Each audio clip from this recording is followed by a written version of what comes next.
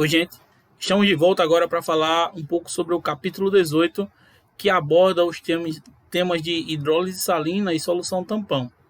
Vimos nas últimas aulas alguns conceitos de pH e pOH que também vão ser aproveitados neste capítulo. Então, sobre a hidrólise salina, ela é mais comum do que nós imaginamos. Ela acontece dentro do nosso organismo, mais precisamente no nosso sangue. Ele é capaz de fazer um controle do seu pH através desse tipo de reação, que nós veremos um pouco mais definidamente mais à frente. Outro lugar que também acontece muito esse tipo de hidrólise salina é na agricultura.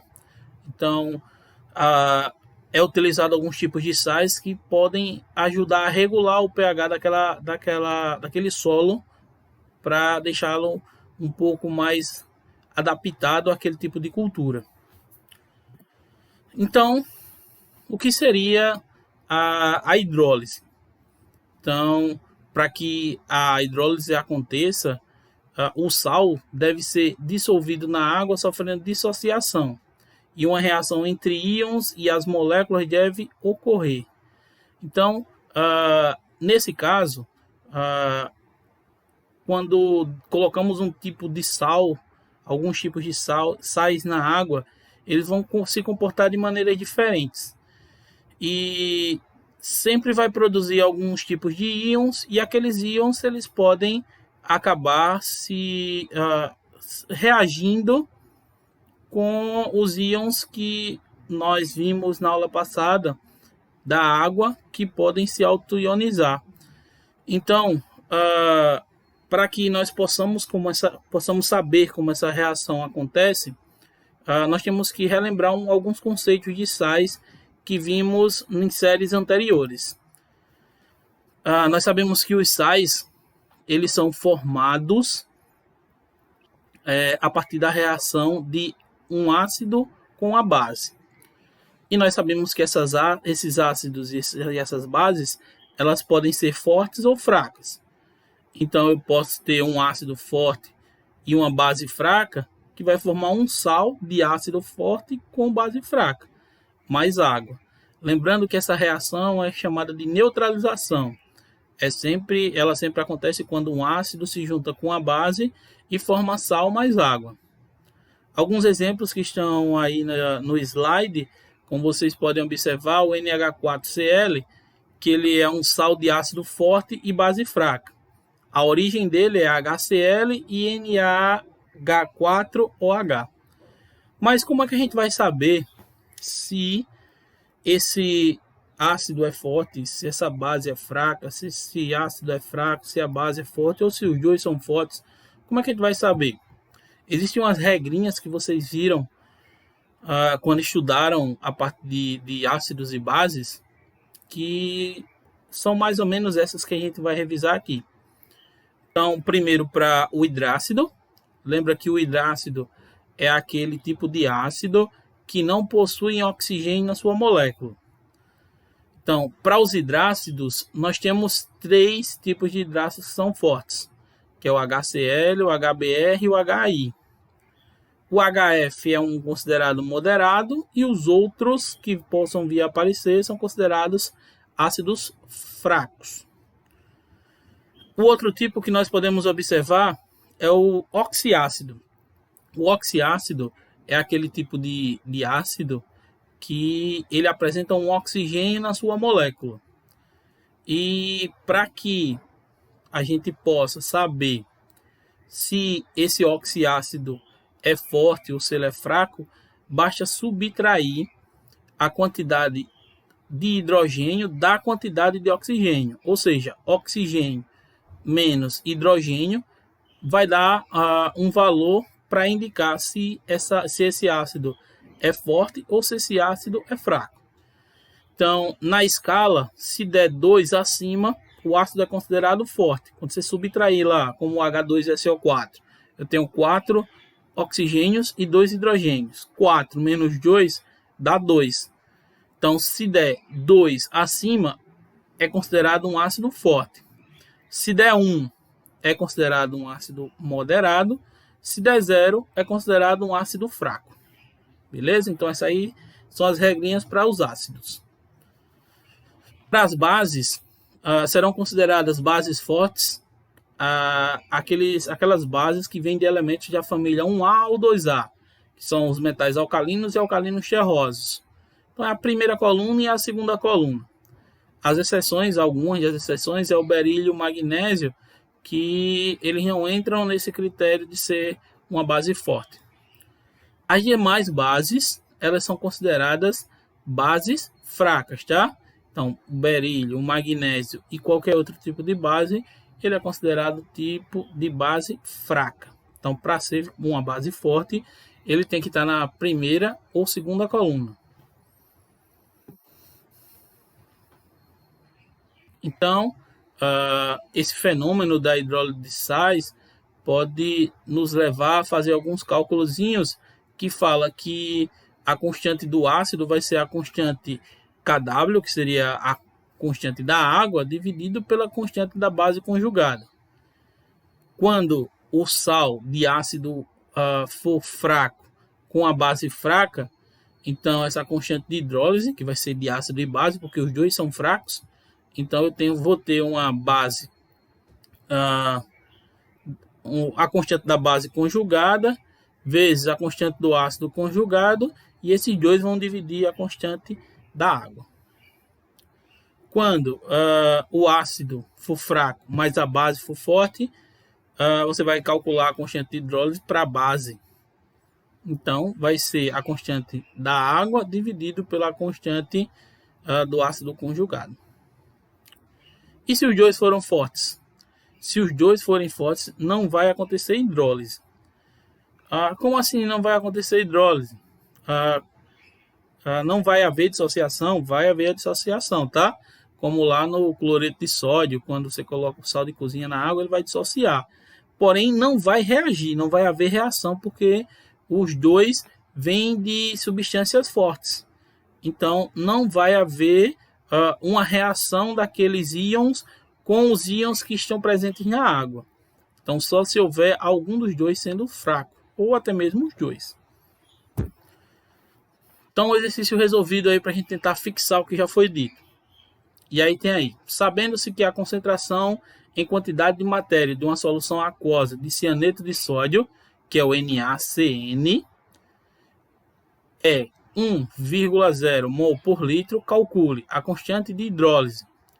Então, lembra, o primeiro passo é saber se ele é derivado de um ácido fraco, um ácido forte, uma base forte ou uma base fraca. Nesse caso, o sódio, o Na, ele é o elemento que está na família 1A. E ele vai formar a base, né? Nesse caso, como ele está na família 1A, ele está na primeira coluna da tabela periódica, ele vai formar uma base forte. E como ele não é nenhum daqueles três que a gente viu, o CN, né? Não é nenhum daqueles três que a gente viu, então ele vai também ser um ácido fraco. Nesse caso, sabendo que o ácido é fraco e a base é forte, nós podemos definir que essa solução é uma solução básica, tá? Beleza. Então, já sei que a solução é básica, sei que o ácido é fraco e sei que a base é forte. E agora eu quero calcular a constante de hidrólise. Para calcular essa constante de hidrólise, nós vamos dividir a constante da água pelo constante do ácido, que é a parte do fraco, tá? Que o mais fraco vai ser esse que vai dividir a constante da água. Então, nós vamos ter 10 elevado a menos 14 dividido pelo valor de 4 vezes 10 a menos 10, que foi um dado da questão. Ele disse que Ka é igual a 4 vezes 10 a menos 10. E aí a gente encontra aí a constante de hidrólise como 2,5 vezes 10 a menos 5. Se você observar direitinho, né? Esse valor é um valor muito pequeno, tá? Então ele tende a zero quando a gente for fazer uma subtração de um número inteiro, por exemplo. E aí vem a nossa letra B. Ele quer saber qual é o grau de hidrólise. E aí, como nós já podemos tirar da questão que a concentração de CN foi 1 lá no início, e quando você tira o que foi consumido lá da constante de hidrólise é um valor muito pequeno, então ele tende a praticamente não alterar esse equilíbrio. Porém, lá no início nós não tínhamos HCN nem tínhamos OH, então era zero. E a partir daí foi produzido uma certa quantidade, muito pequena, mas foi produzido. Então, nesse caso, nós podemos observar que a constante de hidrólise vai ser os produtos divididos pelo reagente. Então, nós temos que HCN, que está lá no produto, vezes OH- dividido por CN, que é o que está como reagente. Nós não sabemos quanto equivale a concentração do HCN nem do OH-. Então, a gente vai chamar de X. E o do CN, a questão já deu, ou nós podemos chegar a uma conclusão que ela equivalia a 1. Nesse caso, fazendo o cálculozinho direitinho, nós podemos dizer que x vai ser igual a 5 vezes 10 a menos 3. Fazendo o cálculo para transformar em uma constante de hidrólise, um grau de hidrólise, basta fazer a divisão entre o hidrolisado e o que foi dissolvido. Então, nós temos lá o valor que a gente achou, que é 5 vezes 10 a menos 3, dividido por 1, que é o valor que a gente tinha no início. Então, nesse caso, nós vamos ter um resultado de 5 vezes 10 a menos 3, ou 0,5%. E ainda tem a letra C. A letra C, ele quer que você dê o pH da solução. Sabendo que o OH- vai ser 5 vezes 10 a menos 3. Lembrando que a gente definiu lá no início que essa solução é uma solução básica. Então, a gente está falando de OH-. Então, eu posso dizer que o POH vai ser igual a 5 vezes 10 a menos 3. Aí a gente vai colocar no log, né? A concentração é 5 vezes 10 a menos 3. Aí a gente vai colocar no log. E aí vai ficar menos log de 5 vezes 10 a menos 3, que vai ser igual a menos 0,7 menos 3. E de onde veio esse 0,7? Lembra que a gente vai ter que fazer a transformação aí do log, né? Então, a gente vai ter o log de 5 e vai ter o log de 10 elevado a menos 3. Lá no início, a questão falou que o log de 5 vale 0,7. E o log de 10 elevado a menos 3 vale 3. Então, nesse caso, vale menos 3, né? Então, nesse caso, a gente vai ter 0,7 dividido, subtraído de 3. Então, vai dar menos 2,3, fazendo o jogo de sinal 2,3 positivo. Lembrando que esse valor que a gente encontrou é um valor para o pOH, tá? E aí a gente vai fazer aquele cálculozinho que o pH mais o pOH vale 14. Então tem que dar sempre 14 a soma dos dois. Se o pOH vale 2,3, o pH vai ser 14 menos 2,3, que dá 11,7. E aí esse é o resultado que a gente tem para o pH. Então, fazendo um resumo do que a gente já viu até agora. Então, quando a gente tem um sal de ácido forte com base fraca, como o NH4Cl, a solução vai ser considerada ácida, porque o ácido é forte. Quando o ácido é forte, a solução é ácida. E aí, nesse caso, o pH tem que ser menor do que 7. E para fazer o cálculo, a constante de hidrólise vai ser o KW, o K da água, né, dividido pelo K da base. Quando o ácido for fraco e a base for forte, como o exemplo aí que deu na tabela, essa solução vai ser considerada básica. Então, base forte e ácido fraco vai ser básica. E o pH vai tender a ser maior do que 7. Para fazer o cálculo da constante de hidrólise, vai ser dividido a constante da água pela constante do ácido. Se os dois forem fracos, o ácido for fraco e a base for fraca, nós vamos ter aí uma variação, tá? Como assim? Vai depender dos valores das constantes que a gente tem. Então, vai ser ácido se a constante do ácido for maior do que a constante da base. Vai ser básico se a constante da base for maior do que a constante do ácido. E vai ser neutro quando as duas forem iguais. O pH também vai depender dessas constantes, então ele pode ser menor, maior ou igual a 7, vai depender se ela vai ser ácido, base ou neutro. E para fazer o cálculo, a constante de hidrólise agora vai ser a constante da água dividido por Ka vezes Kb, que é a constante do ácido vezes a constante da base. Se os dois forem fortes, então se for um ácido forte com a base forte, como um NaCl, aí essa solução vai ser considerada neutra, tá? E o pH 7 e não vai haver hidrólise nesse tipo de reação. E aí tem uns exemplozinhos para a gente fazer mentalmente. Então, peraí, para classificar as soluções aquosas a seguir como ácida, básica ou neutra. O primeiro ele dá aí, na letra A, Na2S.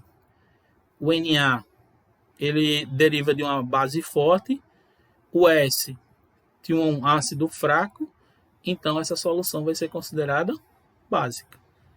Na letra B, nós temos KCl. Mais uma vez, o K, potássio, ele está lá na família 1A. E o Cl, ele também vai ser um ácido forte. Então, isso vai dizer que essa solução é neutra. Lembra que forte mais forte consideram a solução neutra. Na letra C, nós temos o NH4CN, que é um ácido fraco e uma base fraca.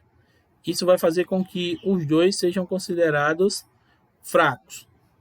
Então, no empate, o que vai fazer com que haja um desempate é apenas a constante de hidrólise da base ou do ácido. E aí você, pegando essas duas constantes, você vai encontrar resultados como 4 vezes 10 a menos 10 e 1,8 vezes 10 a menos 5. Nesse caso, a solução vai ser básica, porque a constante do ácido é menor. Por último, nós temos o NH4Cl, onde o NH4 vem de uma base fraca e o Cl vem de um ácido forte.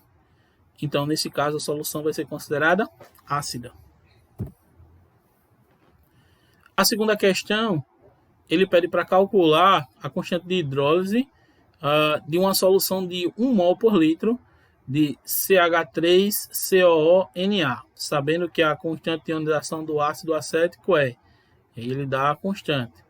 Então, para fazer o cálculo, nesse caso aqui, foi bem facilitado, né? Porque nós já temos aí a constante de ionização do ácido e já temos a da água. Então, bastou fazer a nossa divisão. Então, KH vai ser igual a KW dividido por KA. Fazendo a divisão, 1 vezes 10 a menos 14 dividido por 1,8 vezes 10 a menos 5. E aí o resultado, 5,6 vezes 10 a menos 10. Então, daí nós continuamos vendo um pouquinho sobre as soluções tampão. Uma solução tampão é uma solução que, vamos dizer assim, ela é formada por um ácido fraco e o sal daquela base conjugada. Por uma base fraca e o ácido por uma base fraca e o sal do ácido conjugado. Ou seja, eles vão ter, vamos dizer assim, radicais que são semelhantes, são parecidos. Então, como assim? Como é que vai funcionar? Veja aí o tampão ácido. São soluções de ácidos fracos com seus sais, que, por exemplo, a solução do ácido acético com o nome de seus sais é um tampão ácido. Observa aí que o CH3, o COOH, mais o CH3COONA. Então, observa aí que nesse caso, você juntou você mudou apenas os radicais. Você tinha lá um ácido e trocou pelo Na, que seria um sal desse próprio ácido. Então, isso considera essa solução como uma solução tampão ácido. A base vai funcionar da mesma maneira, tá? Então, eu tenho aí o NH4OH, eu vou retirar o OH, que é a parte da base, e vou associá-la a um ácido que seja considerado forte, como o cloro. Então, nesse caso, o cloro vem de um ácido forte, e aí a gente tem uma solução tampão. Observa que, nesse caso, os radicais são semelhantes, e isso vai poder determinar, vai ser determinante para observar se essa solução é tampão ou não, ok? Então vamos lá, vamos ao próximo.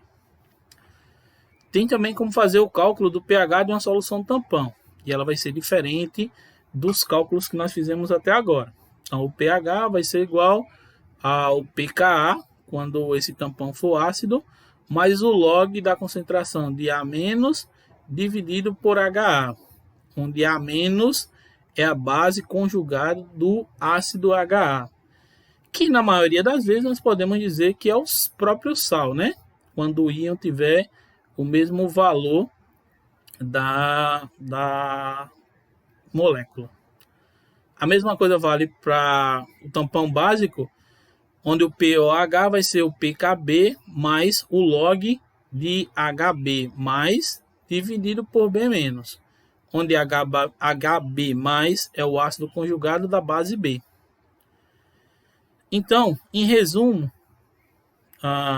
como foi falado, né, quando o íon coincide com a concentração do próprio sal, eu posso dizer que o pH do pKa mais o log é log do sal dividido pelo ácido.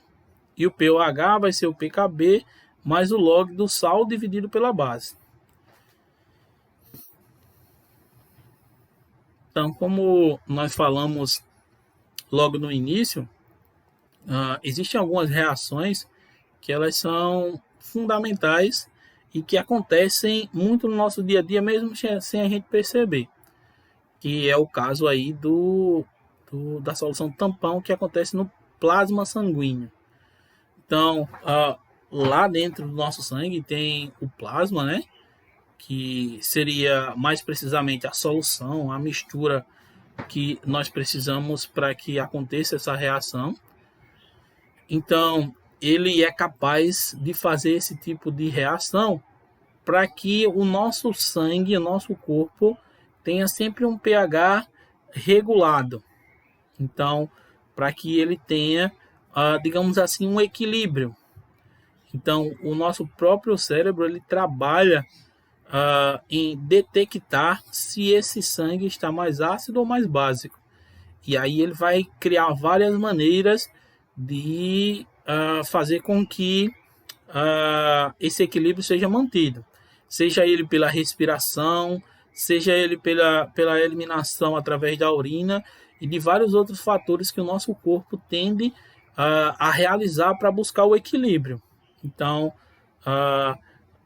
o nosso corpo ele tem que estar nesse equilíbrio. Caso não consiga, ele vai trabalhar o máximo possível para que ele volte a acontecer. Então tem que ter esse fator, esse equilíbrio, essa reação acontecer para que o nosso corpo funcione da melhor maneira possível.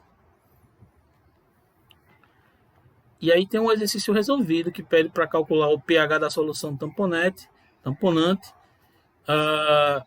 que ele dá aí a concentração do CH3COOH, que dá 0,1, e o CH3COONA. Observe que os radicais são os mesmos, tá?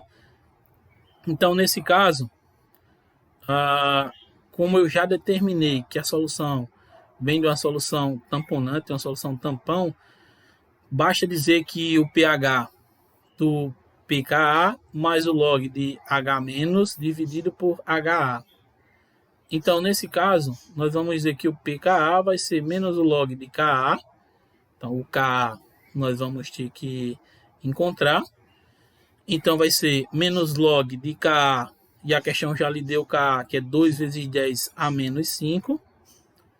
Então, fazendo os cálculozinhos do logaritmo, isso nos leva a menos o log de 2 mais o log de 10 elevado a menos 5, e o resultado dá 4,7.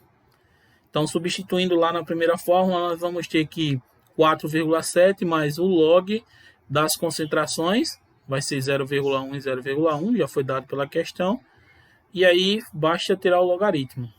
Então, isso vai dar log de 1, 1 é 10 elevado a 0, que vale 0. Então, o pH dessa solução fica sendo igual a 4,7. Então, aí a gente encerra o nosso módulo. Na próxima aula a gente faz a resposta de algumas questões, tira algumas dúvidas e parte para a prova. Então, beleza? Até a próxima. Tchau, tchau.